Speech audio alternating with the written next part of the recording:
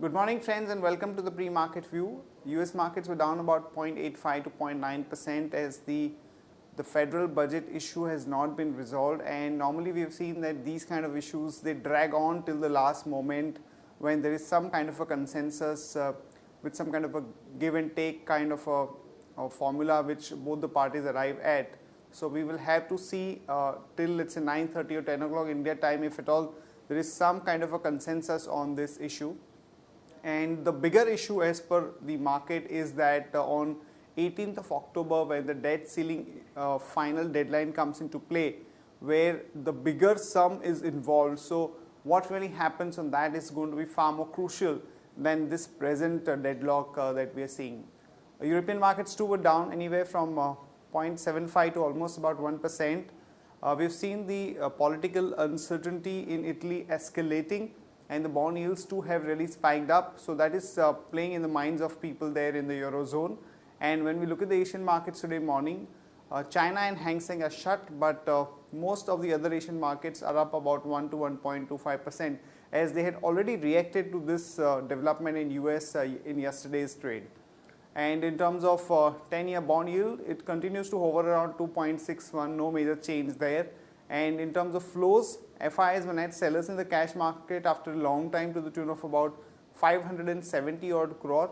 The domestic institutions were buyers to the tune of about 90 crore, and in the index futures we have seen selling by the FIs to the tune of 865 crore. Back home our markets continue to drag down, primarily driven by the global issues like the US debt ceiling and the fact that we are going to have some important triggers coming out from the auto sales numbers and the quarterly earnings season where the expectations are not too good. Market has already started preparing for those events. So we think that though there might be some pullback, overall bias for the market is down because we've broken certain important technical levels on the way down, and there are no real positive triggers to work with. On that note, let me invite Sadhana to take us through important F&O cues, data and strategies that we can have in the F&O markets. Good morning friends, let's have a view on derivatives. Yesterday's trade turned out to be very volatile session again for Indian equity markets, and Nifty finally snapped the volatile session below the mark of 5,800 with a loss of more than 1.5%. In this period, we have seen that market players have squared off their short positions as around 6.38 lakh shares were reduced in open interest and Nifty futures premium increased marginally from 55 to 56 odd levels. On the options front, we have seen that call option has added around 26 lakh shares in open interest, whereas put option has added 16 lakh shares in open interest, due to which PCR has decreased from 1.03 to 1.01.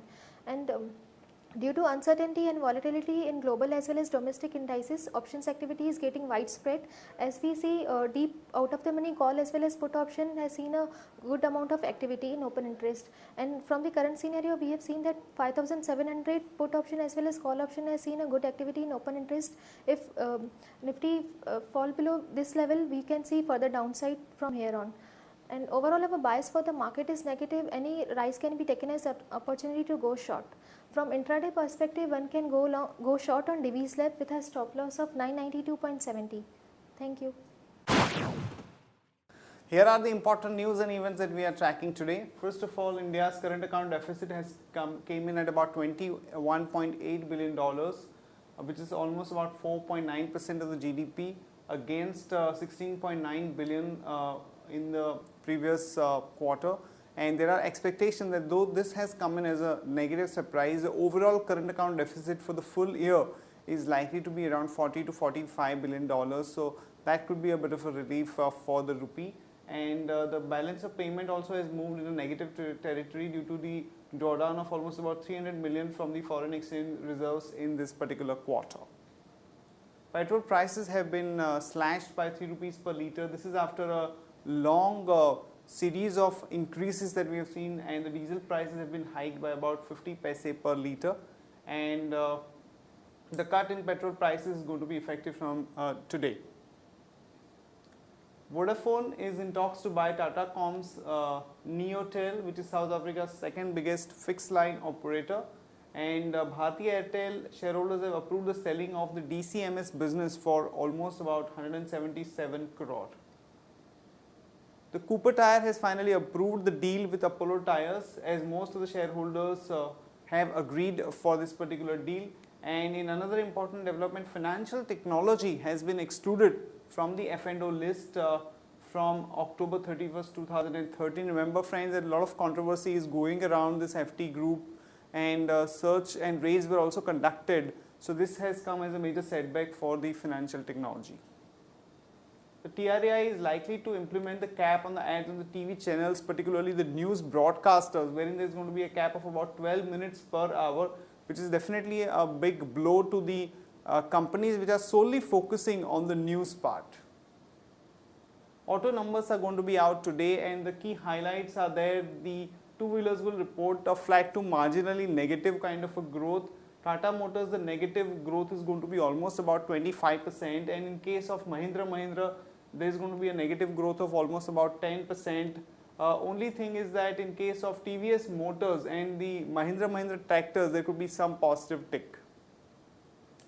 Coming to the stock specific news, GMR and GVK can bid for 6 airports privatization, which is definitely a bit of a positive for those two companies. So one can go long on GMR with a stop loss of 21.2 and a target of about 22.5. Infosys has got the order from IBM, as it has been selected there for the RBS contract. So one can go long there with a stop loss of 2965 and a target of about 3075 to 3105. And that's it from all of us friends. Have a great trading session. See you tomorrow at the same time.